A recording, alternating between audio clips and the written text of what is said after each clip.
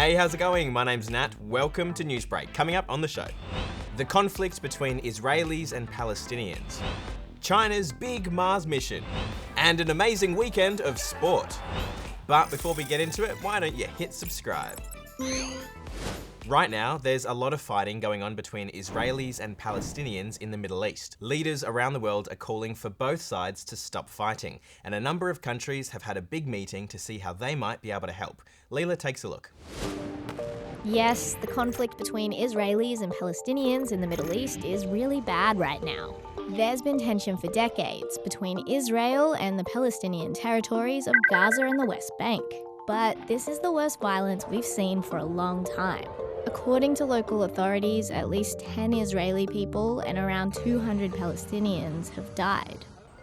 The conflict has the whole world worried. This is a meeting that happened yesterday with representatives from all around the globe. They're all part of the United Nations Security Council. Its job is to try and help countries achieve peace, and nearly every country participating urged both sides to agree to stop fighting. Fighting must stop. The United States calls on all parties to ensure the protection of civilians. We urge both sides to show extreme restraint. While the meeting was a step forward, Palestinian and Israeli leaders still haven't been able to come to an agreement. Many are hoping there will be an end to the fighting and that the people that are caught up in it get the help they need.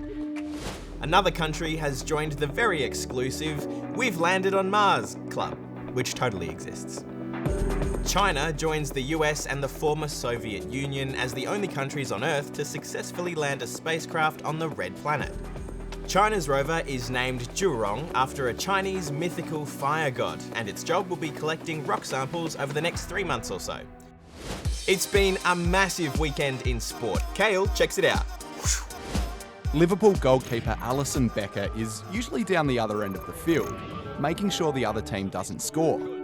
But this time, he turned the tables. It's Alisson! Oh, unbelievable! His 96th minute header is the first time a goalkeeper has ever scored in Liverpool's 127-year history. And really, there's only one way to describe it. That genuinely is unbelievable! Now over to basketball, where Lauren Jackson has just become the first Aussie player to ever be inducted into the Naismith Basketball Hall of Fame. Anyone that aspires to play basketball knows of the Naismith and how remarkable it is for a country kid from Australia to, make it. Jackson was a 7-time WNBA All-Star and 3-time WNBA MVP, making her arguably Australia's greatest ever basketballer. And speaking of legends, Aussie Sam Kerr has lost in the final of the Women's Champions League. Her team Chelsea went down 4-0 to Barcelona, but you wouldn't know by looking at the post-game press conferences. Congratulations to Barcelona, they're worthy winners of champions.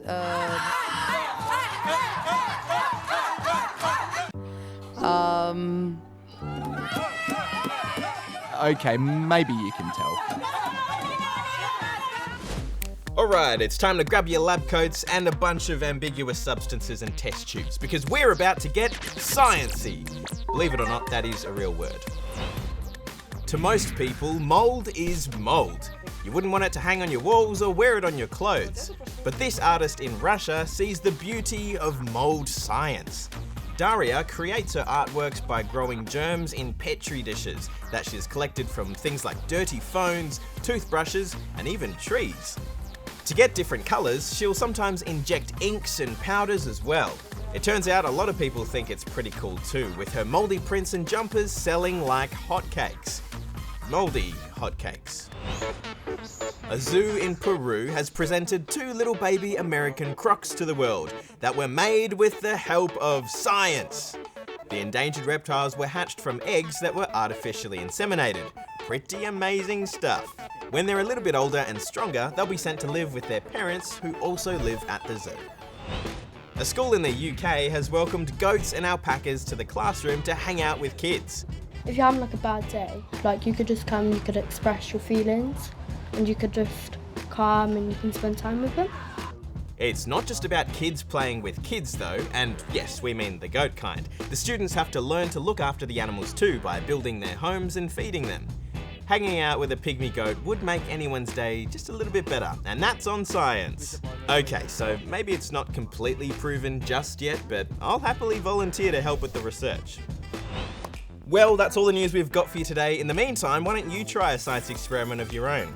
Hit subscribe, see what happens. See you tomorrow.